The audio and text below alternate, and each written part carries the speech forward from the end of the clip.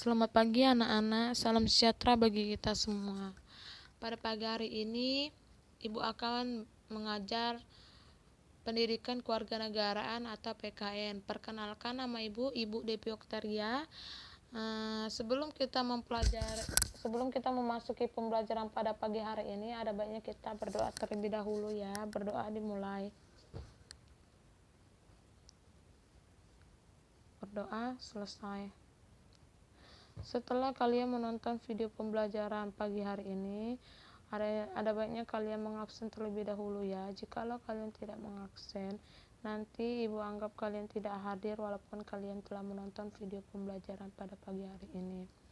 Nah, sekarang kita masuk ke pembelajaran. Nah, di sini ada sejarah perumusan Pancasila sebagai dasar negara. Seperti yang kita tahu, Pancasila sebagai dasar negara itu merupakan hasil perjuangan para pendiri negara kita. Mereka ini adalah orang-orang yang berjuang untuk mendirikan bangsa dan negara Indonesia seperti kata proklamator kita yaitu Insinyur Soekarno yang berkata, jangan sekali-sekali melupakan sejarah. Nah, kali ini kita belajar seperti apa perumusan Pancasila sebagai dasar negara itu. Nah, seperti apa sejarahnya? Nah, kita mulai dari BPUPKI. Bagaimana sejarah BPUPKI? Oke, kita akan mulai. BPUPKI. Apa itu BPUPKI? Badan Penyelidik Usaha-Usaha Persiapan Kemerdekaan Indonesia atau Dokunshu Jundi Kosakai dalam bahasa Jepang. Nah, ini dia tokoh-tokoh. Yang pertama itu ada ketua Pajiman Widoyo Ningrat. Terus yang kedua adalah wakilnya yaitu Raden Panji Suroso, dan wakil ketua dari pihak orang Jepangnya ada Ichibangase Yoshio. Kemudian apa itu BPUPKI? Badan Penyelidik Usaha-Usaha Persiapan Kemerdekaan. Dalam bahasa Jepangnya Dokuritsu Junbi Kosakai adalah sebuah badan yang dibentuk oleh pemerintah Jepang pada tanggal 1 Maret 1945. Diresmikan pada tanggal 29 April 1945 bertepatan dengan hari ulang tahun Kaisar Hirohito. Terus selanjutnya, badan ini dibentuk sebagai upaya mendapatkan dukungan dari bangsa Indonesia dengan menjanjikan bahwa Jepang akan membantu proses kemerdekaan Indonesia. BPUPKI beranggotakan 67 orang yang diketuai oleh Dr. Kanjeng Raden Tumenggang atau KRT, Rajiman Wayoningrat dengan wakil ketua Ichibangse Yoshio orang Jepang dan Raden Panji Suroso. Selanjutnya, awal persiapan kemerdekaan.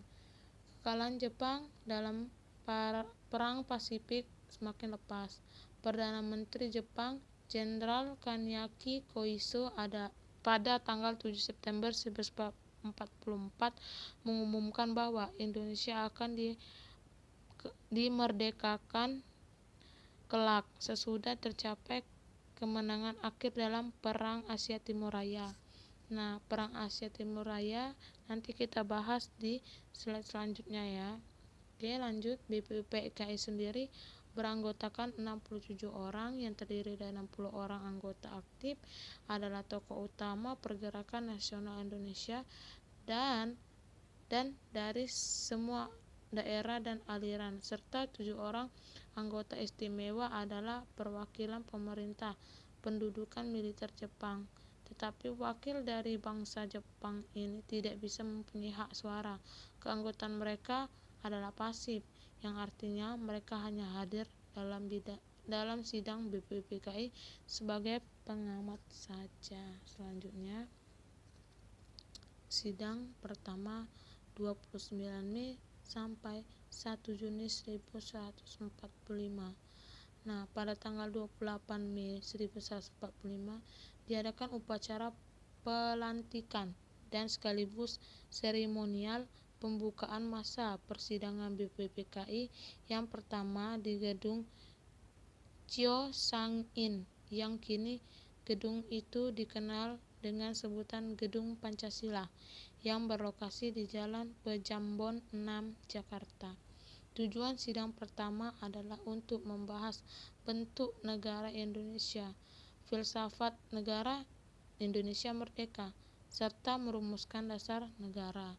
Nah, selanjutnya, sebelum agenda sidang diawali dengan membahas pandangan mengenai bentuk negara Indonesia, yakni disepakati berbentuk Negara Kesatuan Republik Indonesia atau NKRI. Kemudian agenda sidang dilanjutkan dengan merumuskan Konstitusi Negara Kesatuan Republik Indonesia. Nah, hal ini BPUPKI hanya merumuskan dasar negara Republik Indonesia terlebih dahulu, yang akan menjiwai isi dari Undang-Undang Dasar Negara Kesatuan Republik Indonesia itu sendiri. Sebab Undang-Undang Dasar adalah merupakan konstitusi Negara Kesatuan Republik Indonesia. Selanjutnya itu di sidang pertama ada 3 gagasan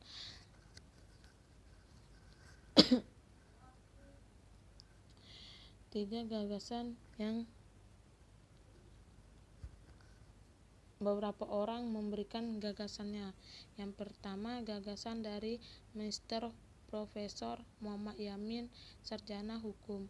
Yang pertama, peri kebangsaan, yang kedua peri kemanusiaan, ketiga peri ketuhanan, yang keempat peri kerakyatan, yang kelima kesejahteraan. Terus yang kedua itu dari gagasan Profesor Mr. Dr. Suepomo, dasar negara Indonesia merdeka. Yang pertama persatuan, yang kedua kekeluargaan, yang ketiga keseimbangan lahir batin, yang keempat musyawarah, yang kelima keadilan sosial. Terus yang ketiga itu usulan dari I.R. Soekarno yang dikenal sebagai Pancasila. Nah, itu pertama kebangsaan Indonesia, yang kedua internasional dan peri kemanusiaan, yang ketiga mufakat atau demokrasi, yang keempat kesejahteraan sosial, dan yang kelima ketuhanan yang Maha Esa. Nah, masa persidangan BPUPKI yang pertama ini dikenang dengan sebutan detik-detik lahirnya Pancasila, dan tanggal 1 Juni ditetapkan dan diperingati sebagai hari lahirnya Pancasila. Pidato dari Insinyur Soekarno sekaligus mengakhiri masa persidangan BPUPKI yang pertama. Dibentuk panitia 9 yang diketahui oleh Insinyur Soekarno bertugas mengolah usul dari konsep para anggota BPUPKI mengenai dasar negara Republik Indonesia. Nah, ini dia ya BPUPKI. Terus tokohnya udah, apa itu BPUPKI sudah, sidang pertama sudah, panitia 9 sudah ya. Selanjutnya sidang kedua. Nah, apa itu sidang kedua? Yaitu pada tanggal 10 sampai 17 Juli 1945. Kalau sidang pertama BPUPKI membahas tentang perumusan dasar. Nah, perumusan dasar negara yakni Pancasila.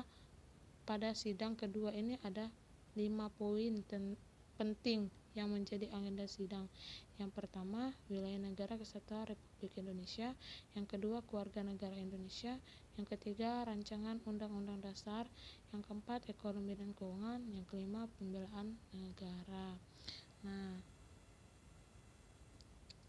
terus selanjutnya, kemudian tanggal 14 Juli 1945, Insinyur Soekarno menyerahkan laporan hasil kerja Panitia Perancangan Undang-Undang Dasar secara keseluruhan melalui sidang BPUPKI. Dalam laporan yang diserahkan tersebut mencapai 3 masalah pokok, yaitu sebagai berikut. Yang pertama, pernyataan tentang Indonesia merdeka. Yang kedua, pembukaan Undang-Undang Dasar.